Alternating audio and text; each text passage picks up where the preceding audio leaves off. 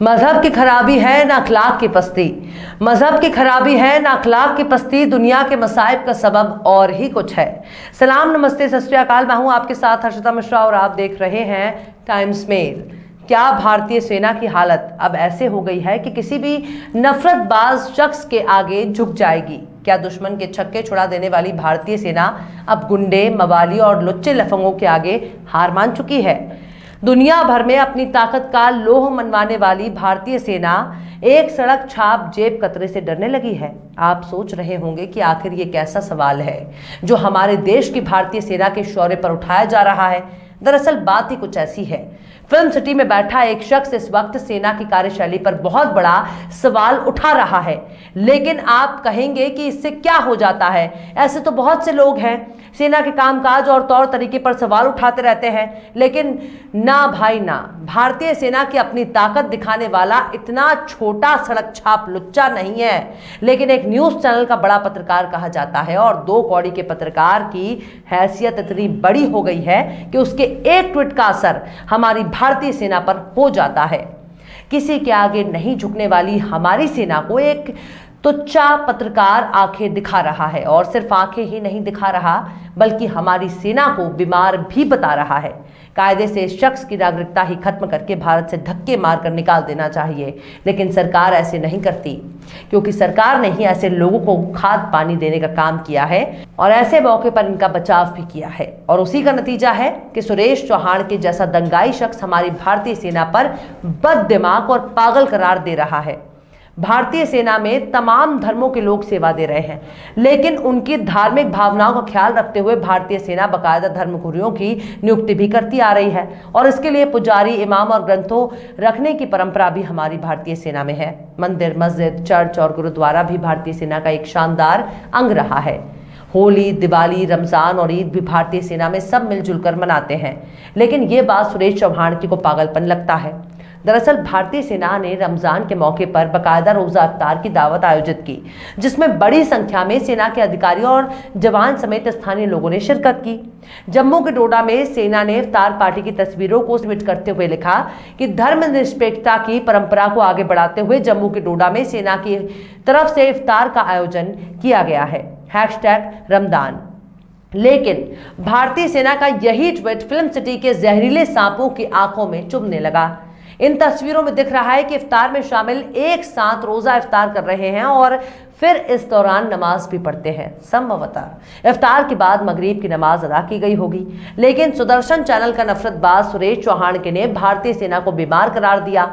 यानी एक ऐसा शख्स जो इंसानियत के नरसंहार की अपील करता है, और ऐसा शख्स जो हिंदुत्व की आड़ में नफरत फैलाता हो, आदमी को आदमी लड़वाने की कोशिश करता हो, ऐसा शख्स बताएगा कि हमारी सेना का आचार व्यवहार कैसा होना चाहिए। क्या भारतीय सेना चरित्र सुदर्शन चैनल का एक मवाली मालिक तय करेगा? क्या सुरेश चौहान के जैसा घिनौना शख्स बताएगा कि भारतीय सेना को कैसे काम करना चाहिए?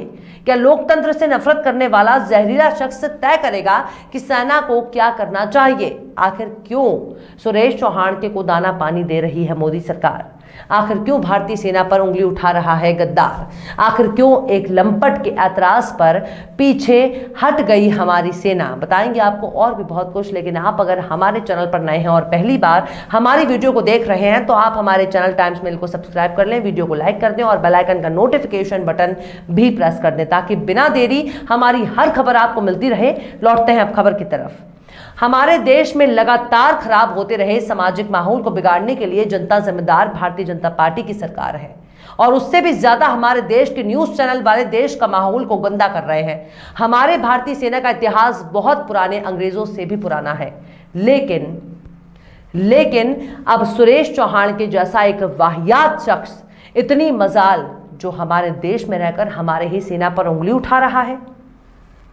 भारतीय सेना ने अपने शानदार परंपरा को आगे बढ़ाते हुए जब रोजा इफ्तार का आयोजन किया और उसकी तस्वीरें अपने आधिकारिक ट्विटर हैंडल पर शेयर की, तब सुरेश चौहान के बहुत ही बुरा लगता है।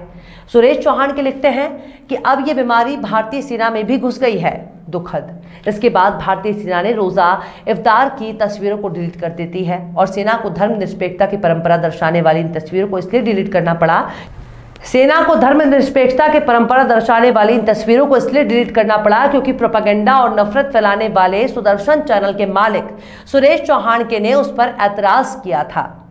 इस लंपट के अलावा पूरी दुनिया जानती है कि भारतीय सेना का अपना कोई धर्म नहीं है। भारतीय सेना तमाम धर्मों का सम्मान करती है। सभी सैनिक हर त्योहार मिलजुल कर मनाते हैं, लेकिन ये बात सुरेश चौहान को नहीं मालूम है।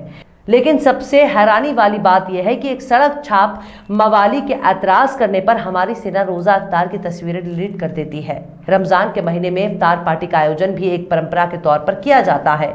जम्मू के डोडा में सेना ने इफ्तार पार्टी का आयोजन किया था। तमाम न्यूज चैनलों में रमजान के महीने में अपने मुस्लिम सहयोगियों के लिए इफ्तार का इंतजाम करती है। हमारे साथी शम्स तबरेज कहते हैं कि एक बार मराठा रेजिमेंट ने महाराष्ट्र में औरंगाबाद की बटालियन ने ईद के मौके पर मुस्लिमों को नमाज पढ़ने के लिए ट्रेनिंग सेंटर से बाहर सुरक्षा के साथ ईदगाह भेजा। उसके बाद लौटने पर घर जैसा पकवान बनाया और तमाम स्टाफ के लिए सेवई का इंतजाम भी किया। ऐसी धर्मनिरपेक्ष सेना पर उंगली उठाना बहुत शर्मनाक है। सेना ने इफ्तार से जुड़ी 4 तस्वीरें पोस्ट की थी। इन तस्वीरों में नजर आ रहा है कि इस दौरान नमाज भी पढ़ी गई, फिर साथ बैठकर सबने रोजदारों के साथ इफ्तार किया। लेकिन ये ट्वीट समुदायों के बीच जहर घोलने वालों के गले नहीं उतरा। मुस्लिमों के खिलाफ सुदर्शन न्यूज चैनल के मालिक सुरेश चौहान ने सेना को बीमार करार दिया। इंडियन आर्मी ने हमेशा से हर धर्म के त्योहारों को बराबर उत्साह के साथ मनाया जाता है। डिफेंस कॉलोनियों में रहने वाले 2 अलग अलग मजहबों के परिवार जिस मेल जोल के साथ रहते हैं, वो एक अलग सभ्य समाज के लिए मिसाल के तौर पर देखा जाता है। हालांकि सेना ने ट्वीट डिलीट क्यों कर दिया, इसका आधिकारिक तौर पर कोई पुष्टि नहीं हुई है, लेकिन सुरेश चौहान का लिखा हुआ एक एक शब्द जग जाहिर है। ये वही सुरेश चौहान के है जो हिंदू और हिंदुत्व की बात करता है, लेकिन इसी के साथ काम करने वाली एक महिला स्टाफ ने इस पर कई सालों तक खुफिया बेडरूम में शोषण का इल्जाम लगा चुकी है। इल्जाम लगाने वाली लड़की बाकायदा हिंदू थी और उसकी इज्जत तार तार करने वाला कोई मुस्लिम नहीं था, बल्कि खुद सुरेश चौहान के था। इस नफरती चुंटू की कारस्तानी यहीं पर खत्म नहीं होती है, बल्कि इसने एक बार यूपीएससी में मुस्लिम छात्रों के शानदार प्रदर्शन को यूपीएससी जिहाद करार देकर प्रोग्राम चलाने लगा।